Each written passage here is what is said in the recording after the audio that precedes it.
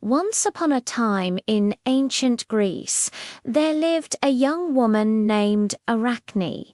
Now, Arachne was no ordinary woman. She was renowned throughout the land for her incredible skill in weaving. In fact, many people believed that she was the best weaver in all of Greece. But this made her rather arrogant, and she began to think of herself as being superior to the other mortals around her.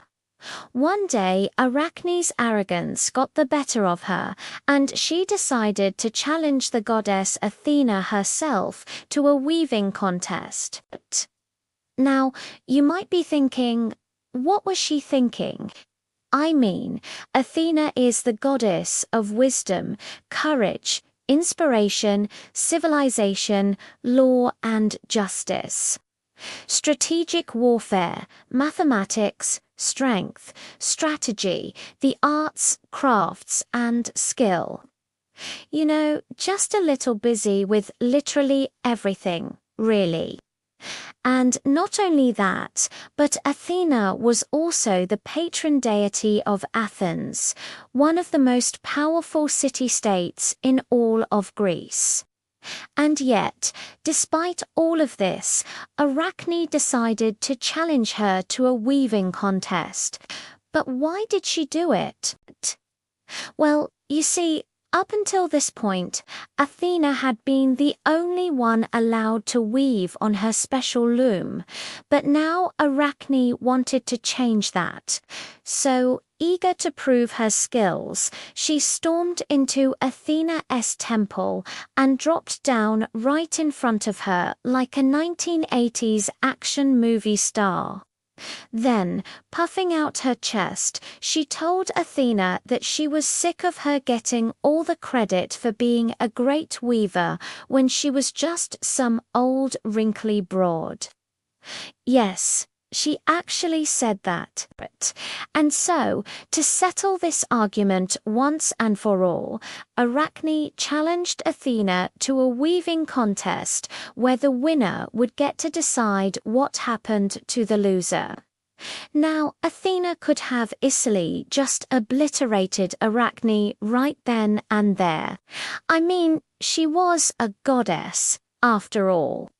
But Athena was also fair and just, and so she couldn't simply kill Arachne just because she offended her. So instead, Athena accepted the challenge.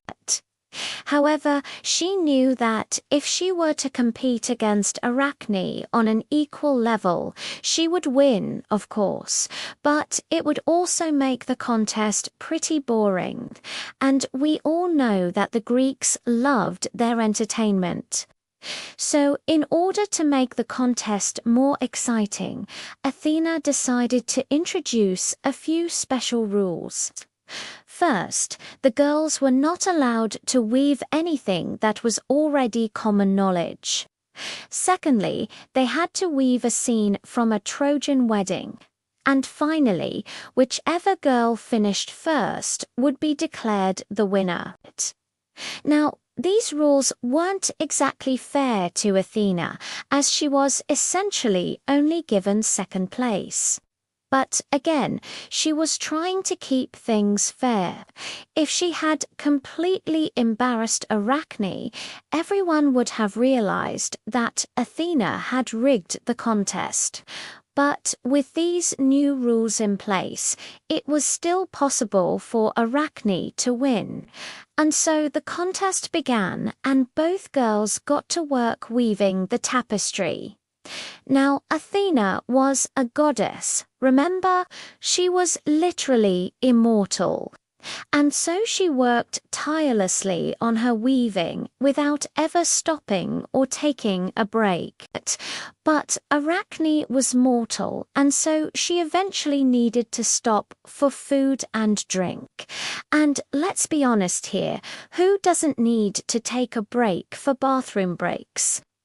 Well, during one of these breaks, Athena took the opportunity to taunt Arachne, telling her that she shouldn't have challenged a goddess to a weaving contest and that she was about to lose. Now, normally Athena was very nice and polite, but when someone provoked her, she could be extremely vicious. And so when she started insulting Arachne, she wouldn't stop. To make matters worse, Athena stopped taking breaks herself and just kept working non-stop, knowing full well that she was now just making things even more difficult for Arachne. Meanwhile, back at home, Zeus was watching the entire thing unfold, and he wasn't happy about it. He knew that Athena was only playing dirty because she was bored, and he didn't want his daughter to be known as a sore winner.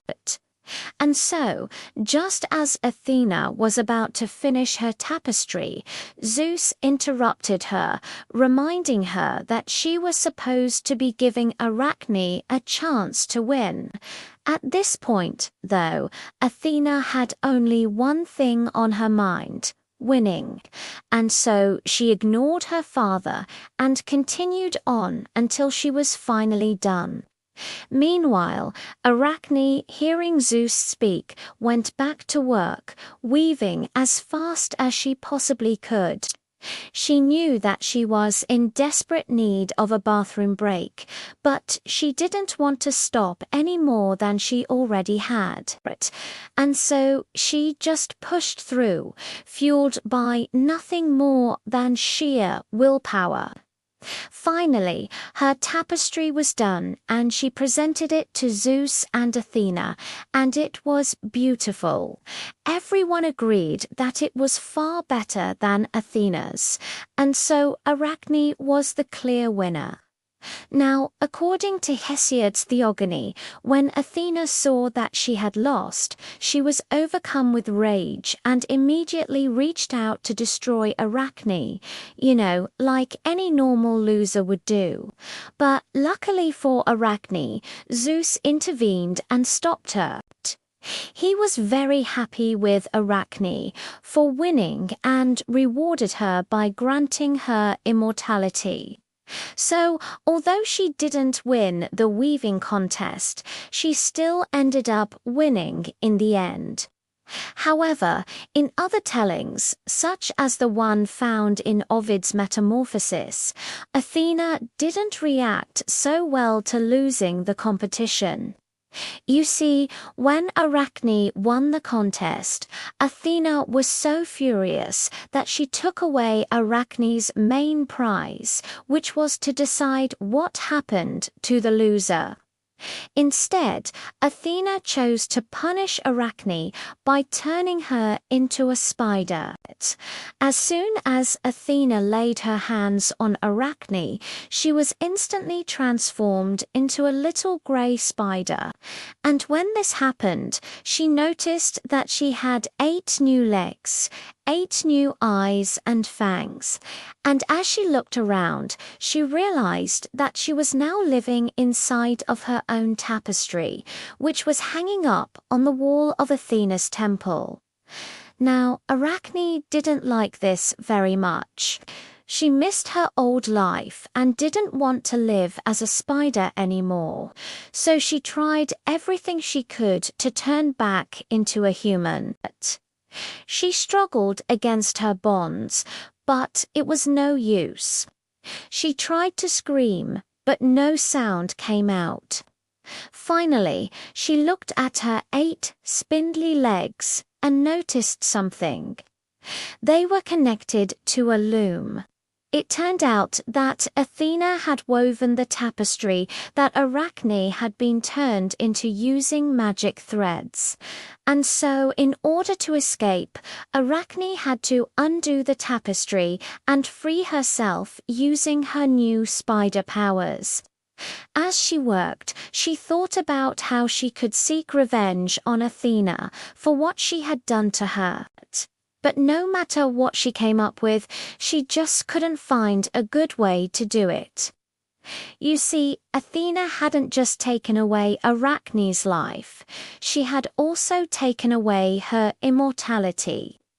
This meant that instead of going to live in the afterlife with her family and friends after she died, she would instead have to wander the earth for all eternity, alone and without purpose. And honestly, that was way worse than dying. And so Arachne decided that instead of trying to defeat Athena, she would simply dedicate her life to creating beautiful tapestries as a way of honoring her. She spent hundreds of years traveling the world and learning from every spider she met. And eventually she became the greatest weaver that the world had ever seen. People would come from all over just to watch her weave. And she became so famous that people even started naming their daughters after her. And although she never did get her revenge on Athena, Arachne was happy with how her life turned out. And that's why, whenever you see a spider spinning its web, remember the legend of Arachne and the goddess Athena. Hey, thanks for watching. Hey, are you still watching? Okay, here's the secret post-credit scene that you've been looking for. Unfortunately, I don't have any juicy tidbits or extra scenes to share with you today. What I do have to share with you is my eternal gratitude for your support. I know that this channel isn't for everyone, but for those of you who enjoy it, I just wanted to say thank you. Thank you for watching my videos, subscribing, leaving comments and sharing them with your friends. It means the world to me. Also, I'd like to give a special shout out to my patrons who help keep this channel afloat and allow me to do what I do every single week. Anyway, that's it. Bye.